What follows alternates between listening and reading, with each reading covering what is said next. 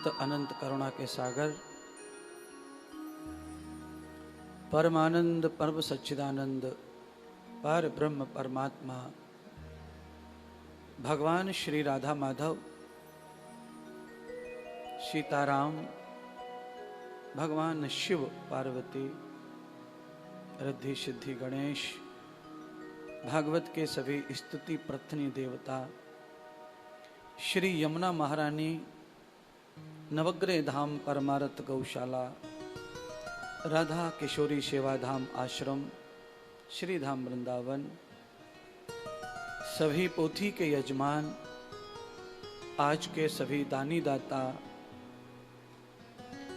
और इस भव्य दिव्य परम आयोजन श्रावण मास की इस पवित्र बेला में अधिक मास के पावन पुण्य अवसर पर भागवत महायज्ञ का अनुष्ठान चल रहा है। इस अनुष्ठान के पूर्ण यजमान, मुख्य आयोजक हमारे चतुर यजमान, 4 यजमान हैं। सभी का बहुत बहुत आभार, अभिनंदन, सबका स्वागत, सबको प्रणाम।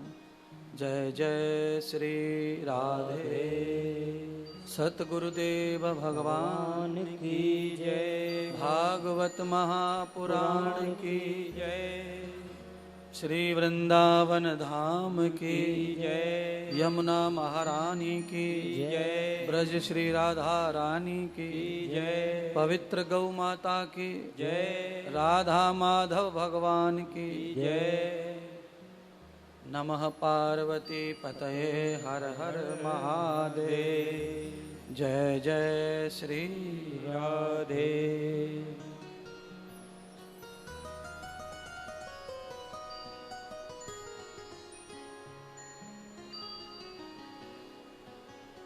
प्यारे बंधु और बहनों और सभी मुख्य यजमान, आयोजक और सभी दानी दाता,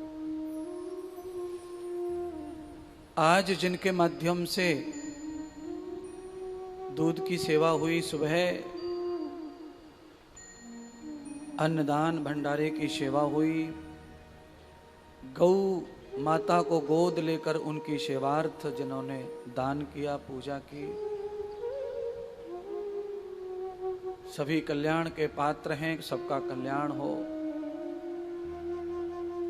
और उत्तर उत्तर आपका विकास हो। आप धार्मिक रहें, पारमार्थिक रहें, यही कामना भागवत से करते हैं कि शुभ और सत्कर्म करने वालों का हमेशा उद्धार होता रहे और ऐसे ही समाज का आपके द्वारा उत्थान होता रहे, समाज का उद्धार होता रहे। हम क्यों भाई घर से आए हैं, कथा सुनने बार बार आते हैं और आए हैं तो 2-4-10 दिन कथा सुन रहे हैं। क्यों? बहुत सारा जीवन आपका गया जिसमें सत्संग तीर्थ में रहने का, सुनने का मौका नहीं मिला। बहुत लोग हैं आप जिनकी शादी ब्याह हो गए, बाल बच्चे हो गए, बच्चे बड़े बड़े हो गए, बच्चों के भी बच्चे हो गए, पर ऐसा कभी मौका नहीं दिया भगवान ने क्या है जिंदगी में कि सब छोड़ के हम चले तीर्थ में, नित्य सत्संग सुने। श्रावण का महीना, अधिक महीना तो चातुर्मास का महीना है और चातुर्मास जब चले तो संसार के हर काम को कम कर देना चाहिए, क्योंकि प्रकृति वही कहती है, वही सिखाती है। बारिश के 4 महीने व्यक्ति के पास में काम की कमी आ जाती है, तो उसे क्या करना चाहिए? तो कहा फिर उसे साधना करनी चाहिए। ध्यान, भजन, दान, भक्ति, श्रवण, कीर्तन, ध्यासन, ये सब करना चाहिए।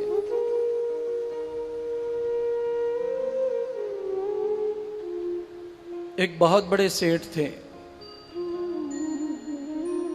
बड़ा नाम था उनका, और उन्होंने थोड़े समय में बहुत विकास किया। उनका शरीर जर्जर हो गया, बूढ़ा हो गया, तो उनके पास एक पुत्र था। उन्होंने पुत्र को बुलाकर अपने बड़े होने का, सेठ होने का फार्मूला बताया। कहा कि मुझे मेरे पिता ने जो फार्मूला दिया बड़े होने का, सुखी होने का, उन्नतशील होने का, वही फार्मूला पुत्र मैं तुम्हें बताना चाहता हूं, क्योंकि मेरा अब शरीर पूरा होने वाला है। पिताजी क्या फार्मूला है कहें? सेठ ने अपने बच्चे को फार्मूला 4 बात बताई। कहा कि अपने उद्योग पर हमेशा छाया में जाया करो और छाया में आया करो। मेरे मरने के बाद जो भी तुम उद्योग करते हो, मेरा जो धंधा पानी व्यापार है, छाया में जाना और छाया में आना, तो हमेशा तुम्हारा विकास होगा। पिताजी दूसरी बात तो कहा अपने घर की चारों ओर चमड़े का वार लगाना, दीवार लगाना, तुम्हारा विकास होगा, सुरक्षा होगी। पिताजी चौथा वचन तो कहा मीठा भोजन करना, स्वस्थ रहोगे, लंबी आयु रहोगे। पिताजी चौथा वचन तो कहा पत्नी को हमेशा बांध के रखना, पीटना।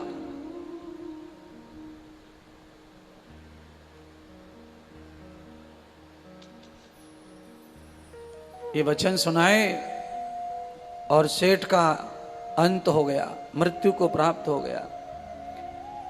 पिताजी का संस्कार करके, 13वां 12वां करके, ब्राह्मण आदि सब कर्म करके, शुद्धि करके, आज पिता की सब व्यापार को संभाल लिया इसने। और पिताजी जो कह गए थे उसी पर इसने अमल किया, आचरण किया।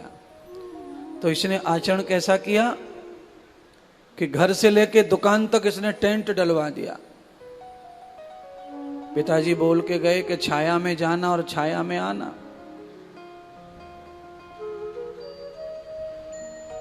तो बैंक में जो बाप छोड़ गया था पैसे, उसमें से 30% पैसे टेंट में लग गए। पिताजी दूसरा नियम बता गए थे कि मीठा खाना भोजन,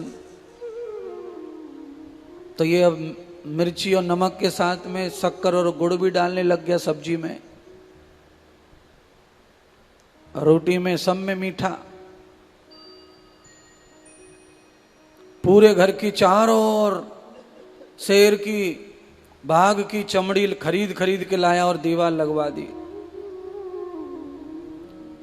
80% पैसा खत्म हो गया इसका, 20% बचा। इसने पत्नी को बांध के पीटना शुरू किया। तो पत्नी के मायके वाले आए कि भाई ये क्यों मार रहे हो, क्या मार रहे हो? तो उन्होंने FIR वगैरह कर दिया। जो 20% था वो भी निपट गया, सारा खेल खत्म हो गया। अब ये दरवाजे पर बैठ के रोवे, और वहां से एक महात्मा जा रहे थे जिनका नाम था इंद्रदेव महाराज।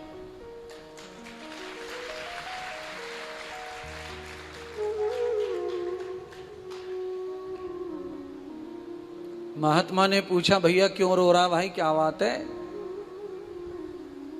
तो कहा महाराज मेरा सब बर्बाद हो गया बाप के कहने से। मैंने बाप का कहना मान लिया, सब खत्म हो गया, मेरे पास कुछ नहीं बचा है। तो कहा ऐसा क्या तेरे पिता ने बताया था तुझे जिससे तेरा नाश हो गया? तो कहा मेरे पिताजी बहुत धनवान सेठ थे और उन्होंने कहा कि तू मुझसे भी बड़ा धनवान बनेगा, मेरी बात मानेगा तो पिताजी ने 4 बात बताई, मैंने चारों मान ली। तो कहा कौन कौन सी बात? तो कहा पिताजी ने पहली बात कही थी कि दुकान पर छाया में जाना, छाया में आना। तो मैंने छाया करवा दी, टेंट डलवा दिया। महात्मा कहने लगे, पिताजी ने तो अच्छा बताया था, पर तू उनके बात का अर्थ जो है तूने सही नहीं किया, तूने गलत अर्थ निकाल लिया। भाई तेरे पिताजी का कहना यह था कि छाया में जाना छाया में आना, मतलब सुबह जल्दी चले जाना और शाम को जल्दी आ जाना, तो तेरा व्यापार, तेरा उद्योग, तेरा विकास, तेरी उन्नति हमेशा होगा। महाराज बड़ी गलती हो गई, पिताजी ने तो अच्छा बताया था पर मुझसे भूल हो गई। तो कहा दूसरा क्या दिया था वचन? दूसरा वचन पिताजी ने दिया था कि मीठा खाना। तो मैं तो हर चीज में गुड़ डाल के खाता हूं, तो सब कुछ बीमार हो गया, शरीर पूरा रोगी हो गया मेरा, मैं कुछ नहीं कर सकता। महात्मा ने कहा यहां भी तेरे पिता ने सही कहा था, भोजन मीठा ही खाना चाहिए, तूने यहां भी अर्थ गलत कर लिया। तो कहा गुरुदेव आप बताओ क्या अर्थ है? तो कहा मीठा भोजन करने का मतलब है ज्यादा भूख में खाने से भोजन मीठा लगता है, तो ज्यादा भूख लगे तो खाना, बिना भूख के कभी नहीं खाना, तो कभी बीमार नहीं पड़ोगे। ज्यादा भूख में रोटी कैसी लगती है? बासी रोटी कैसी लगती है? सूखी रोटी भी मीठी लगती है, कोई दोष दिखाई नहीं देता है। तीसरा नियम कहा घर के चारों ओर चमड़ी की दीवार लगाना। मैंने शेर और बाघ की चमड़ी खरीद के महंगी वाली लाके लगा दी, मैं तो बर्बाद हो गया, सब पैसे चले गए। महात्मा ने कहा चौथा भी सही बताया था तेरे पिता ने, तूने अर्थ नहीं समझा। चमड़ी की दीवार लगाने का मतलब है कि अपने घर की रखवाली के लिए बड़ा सा कोई कुत्ता पालना, कोई बिल्ली पालना, कोई शेर पालना, कोई हाथी पालना, जिससे कि तेरे घर की रखवाली हो सके। चमड़ी का जानवर खाता है, रखवाली करता है। तीसरा पत्नी को बांध के रखना, पीटना। तो मैंने अपनी पत्नी को टाइम टू टाइम पीटा है बांध कर। तो ससुराल वालों ने मेरे सब केस कर रखे, मैं जेल में जाके आया हूं, मैं बर्बाद हो चुका हूं। तो कहा चौथा नेम यही था। महात्मा ने कहा पत्नी को बांध के पीटने का मतलब ये नहीं है कि अपनी पत्नी को बांध कर पीटना, बांध के पत्नी को पीटने का मतलब यह है कि जो भी अपने सगे संबंधी है उनको हमेशा बांध के रखना, उससे कभी बिगाड़ना नहीं, ये है पत्नी को पीट के रखना। अरे तूने सब सारा अर्थ ही अर्थ अनर्थ कर दिया भाई। बंधुओं, महात्मा ने समझाया उस बनिया के बालक को, तो वो पछताया और उसने फिर गुरुदेव के अनुसार अर्थ को समझा और फिर उसने जीवन शुरू किया। तो वो पिता के कहे अनुसार ही बड़ा आदमी बन गया, फिर से उत्तम आदमी बन गया। ऐसे ही मैं आपको बताना चाहता हूं, वैसे तो माता पिता सही बात ही बताते हैं, पर कभी कभी बात जो है समझ में नहीं आती है बच्चों के, तो उन बातों को नुकसान होने से पहले ही किसी महात्मा से भी सलाह ले लो, किसी महापुरुष की भी सलाह ले लो। गुरुदेव, हमारे माता पिता मुझे ये करने को कह रहे हैं, करूं या ना करूं? इतना भी पूछ लिया गुरु भगवान से, संत से, ज्ञानी से, तो माता पिता का वचन पूरा भी होगा और सफल भी होगा।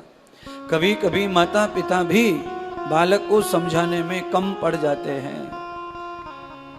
सेठ ने बच्चे को बताया सब कुछ, पर सूत्र के आधार पर बताया, इसलिए वो अर्थ सही नहीं कर पाया, तो उसने टेंटी लगा दिया छाया के चक्कर में। अब आप सब समझ लो, मेरे पास आकर के जो माथा फोड़ते हैं उनके लिए दृष्टांत है। बहुत सारे लोग हैं जो मेरे चाहने वाले हैं और जो पहली बार मिलते हैं, कोई 2 बार मिलते हैं, और वो ये बात कहते हैं, महाराज धंधा चौपट हो गया, धंधा चौपट हो गया, धंधा चौपट हो गया। ये ध्यान करना, आप बाजार में कुछ भी लेके बैठे हो बेचने के लिए, मैं चैलेंज से कहता हूं वो बिकेगा, वो बिना बिके रह नहीं सकता, और उसमें मार्जिन के साथ ही बिकेगा, लाभ के साथ ही बिकेगा, वो घाटे के साथ नहीं बिकेगा। पर उसके लिए जो बताया है कि छाया में जाओ और छाया में आ जाओ, सूर्य अस्त होते ही विश्राम कर दो और सूर्य उदय होते ही प्रारंभ कर दो दिया जला के। अरे 10-11 बजे खोलो, फिर 10-12 बजे बंद करो, घर पे आओ, कब खाओ कब सोओ, सब सारा जिंदगी बेकार, सारी जिंदगी खराब।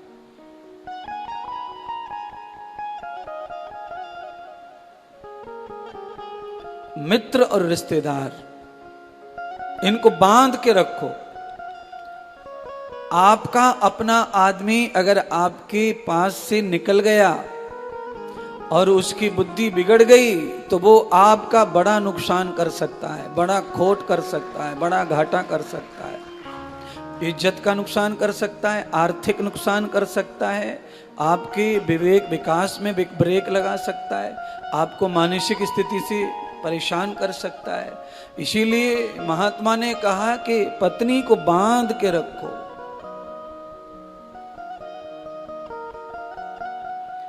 और जो अपने रिश्तेदारी में जो गुणवत्ता, जो अपने प्यार पहचान वाले हो जाते हैं, उनको किसी भी स्थिति से फ्री कर दो, जिससे वो भी फ्री हो जाएं, आपका नुकसान ना करें।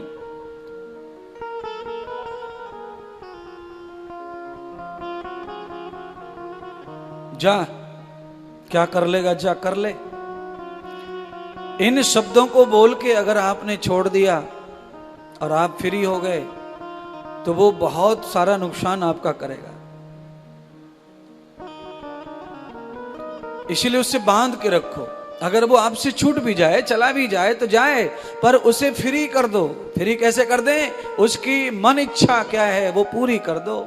जब वो फ्री हो जाता है तब जाकर के आप अपने कार्यों को सिद्ध कर पाते हैं। आप ध्यान करिए, दाल की कटोरी में दाल के कण ज्यादा होते हैं और पत्थर के कण कम होते हैं। कभी कभी रोटी में रोटी आटा के कण ज्यादा होते हैं और रेत के कण कम होते हैं, पर फिर भी रोटी खाई नहीं जाती है। रोट थोड़ा भी करकस आ गया तो रेत आ गया तो। लाखों कणों को इकट्ठा करके एक रोटी बनती है, आटे के लाख कणों को इकट्ठा करके एक रोटी बनती है। आटे में कण होते छोटे छोटे, उन कणों को पानी से इकट्ठा करके फुला के रोटी बनाते हैं।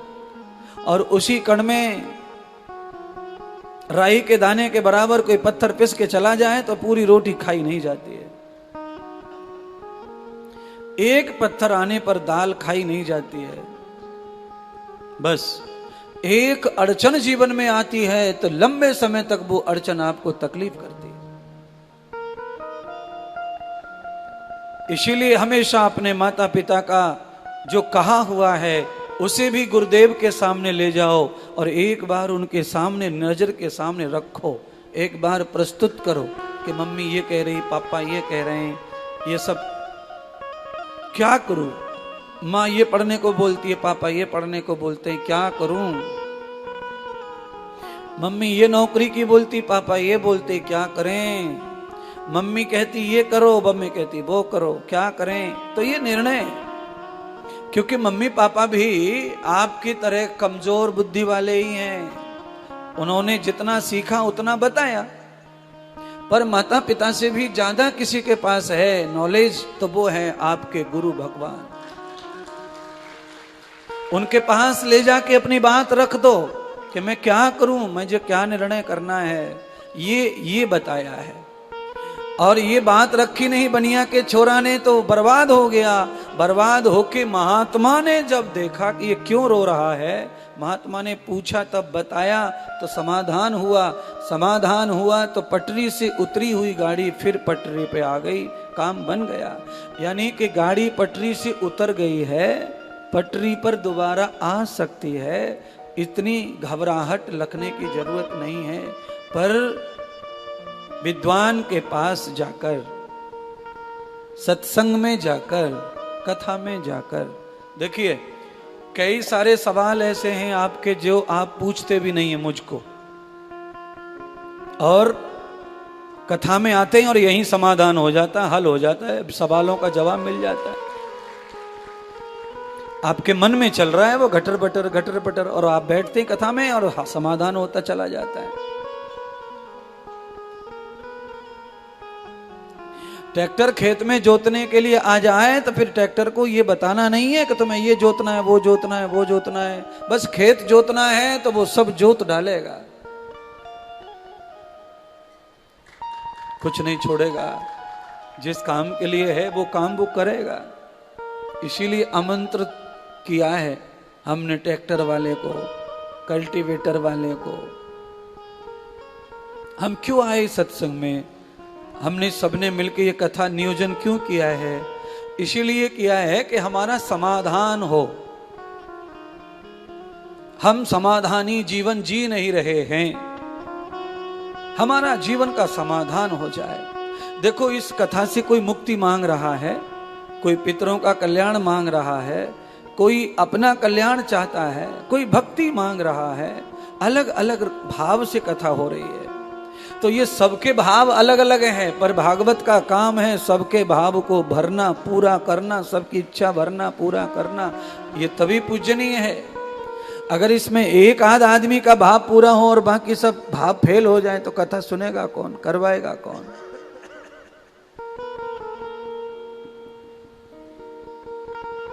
सबके भाव को पूरा करने के लिए कथा हो रही है।